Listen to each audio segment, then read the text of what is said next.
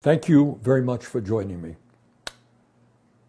I know that there is a lot that is going on, but for one moment, let's forget about Donald Trump, Jimmy Kimmel, the UN, Charlie Kirk, Gaza, government shutdown, the other crises that we face, and the news of the day. Let's spend a few minutes discussing what the corporately controlled media and the corporately controlled political system don't talk about very much, and frankly, do not want us to talk about. And that's the truth about what's going on in our country today. What we are witnessing right now, right before our eyes, is the rise of two very separate and distinct Americas. One for the billionaire class and one for everybody else.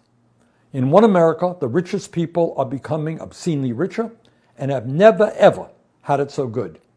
That America is overflowing with unimaginable wealth, greed, and opulence that makes the Gilded Age seem very modest. And then there is a second America, an America where a majority of our people live, and they are trying to survive, paycheck to paycheck, and they are struggling to secure the very basic necessities of life. Nothing fancy.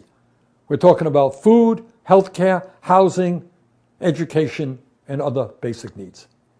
The simple truth is that never before in our history have so few had so much wealth and power, while at the same time, so many Americans live in economic desperation.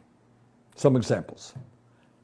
In the first America, one man, Elon Musk, the richest man in the world, worth over $480 billion, owns more wealth than the bottom 52% of American households. Yeah, you heard that right. One man owns more wealth than the bottom 52% of American households. After spending $290 million to put Trump back into the White House, Musk has become over $180 billion richer since Election Day. That's a pretty good return on his investment. But that's apparently not good enough for Mr. Musk. In order to keep him motivated as CEO, Tesla's board proposed giving him a $1 trillion pay package if he meets certain goals. $1 trillion. That's Musk. Jeff Bezos, the fourth wealthiest man in the world, has a fortune of $240 billion. He recently sailed to Venice on his $500 million yacht for his $55 million wedding, where he gave his wife a $5 million ring. Mark Zuckerberg, the third wealthiest man in the world, is worth $262 billion. He has spent $110 million to buy 11 homes in Palo Alto, California, to create his own private compound, and another $270 million for a 1,500-acre estate on an island in Hawaii with a 5,000-foot underground bunker and 3 yachts worth over $530 million.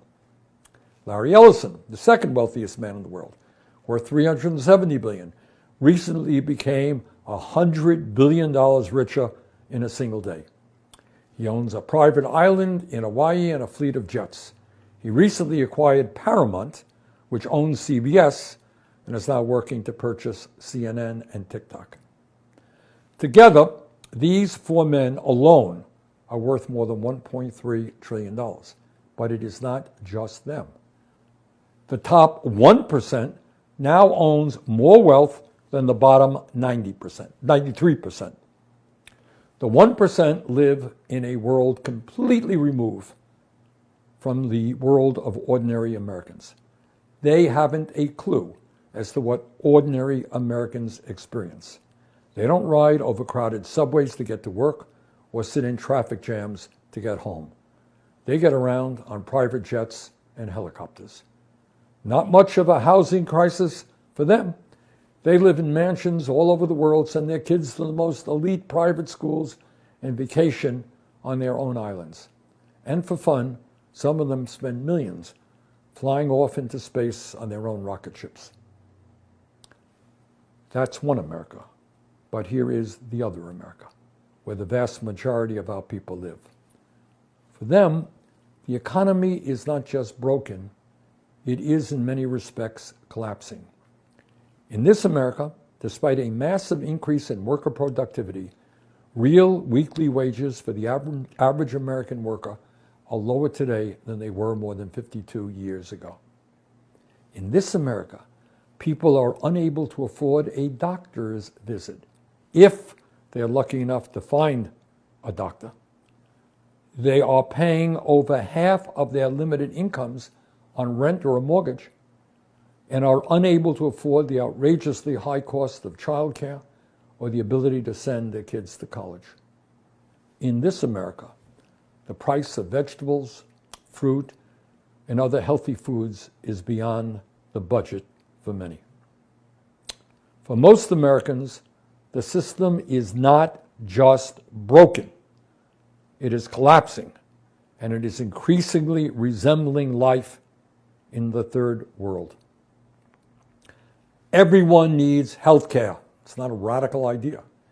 Yet today, over 85 million Americans are uninsured or underinsured, a number that will rise by at least 15 million because of Trump's so-called big, beautiful bill and massive cuts to Medicaid and the ACA. Everyone needs housing. Yet today, nearly 800,000 Americans are homeless, and over 20 million households pay more than 50% of their limited incomes on rent or a mortgage. Now, how do you have any money left over for anything if you're spending 50% of your income for housing? Since the year 2000, average rents have more than doubled, and the median price of a home today has soared to more than $435,000. Everyone needs a decent education. You cannot survive in this world today without a good education. Yet today, our child care system is broken and widely expensive. Many of our public schools are dilapidated with teachers underpaid and underappreciated.